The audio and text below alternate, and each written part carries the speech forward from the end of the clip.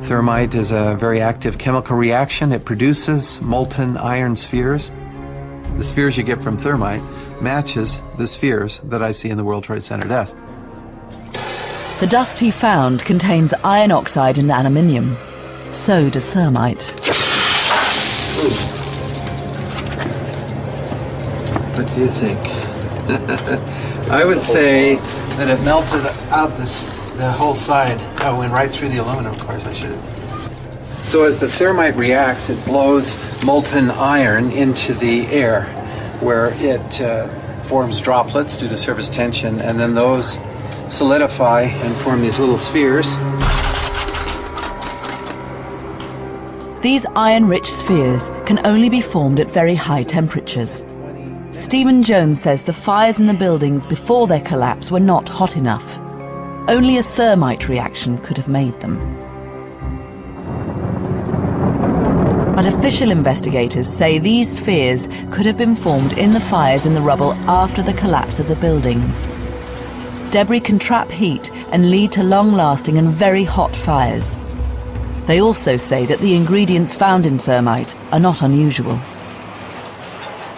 Iron oxide and aluminum are very common materials. They are used extensively in buildings. So the fact that aluminum and iron combine together in a chemical reaction under heat is not at all surprising. Hold on. Even if NIST are right, that wouldn't explain the iron microspheres in the dust samples that weren't even from the debris part. When the South Tower collapsed and blew into my apartment directly across from the World Trade Center, I saved the dust. I gave it to Stephen Jones. The dust that was provided by Mrs. McKinley is very interesting because it's like a snapshot of the residue being produced by the tower during its collapse. It's perfect. Now we look in the dust and we see metal droplets. Stephen Jones is undaunted. He thinks these red chips in the dust could be evidence of unreacted thermite. All of them. Chips that are 1/16 of an inch long, that have the unignited thermite in them. This is high-tech stuff, nano-sized particles of iron and aluminum. This is not a product that's found in any office whatsoever. We have, again, potassium, manganese, iron, aluminum, and this is extremely explosive stuff that's found by, that's only recently been produced in papers by Lawrence Livermore Lab, Los Alamos. This stuff is not made in a cave in Afghanistan. We know the source of the iron-rich microspheres because they're partially attached to these tiny chips found in every sampling of dust that Dr. Jones and others have found now. Glad to address that, Richard. You're right. They're not made, these chips of that iron-bearing material are not made in a cave in Afghanistan. They're made in Pittsburgh, Pennsylvania by the Pittsburgh Paint Company. They're made in Kansas City, Missouri by the Tnemec Paint Company. Paint? So I took one of these red chips and had a friend scan. It's hard to get thermite to ignite.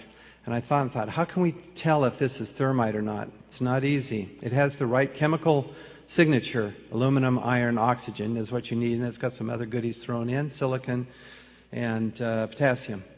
And so typically, I put the K in parentheses. Not all of these show much potassium, but anyway, that's the signature. And so a friend of mine has an oxyacetylene torch with a very fine tip. He uses it for repairing eyeglasses. And so I had him pass it over one of these red chips. It was just 1/32 of an inch on a side, approximately square, and it flamed, it flashed as he passed over it.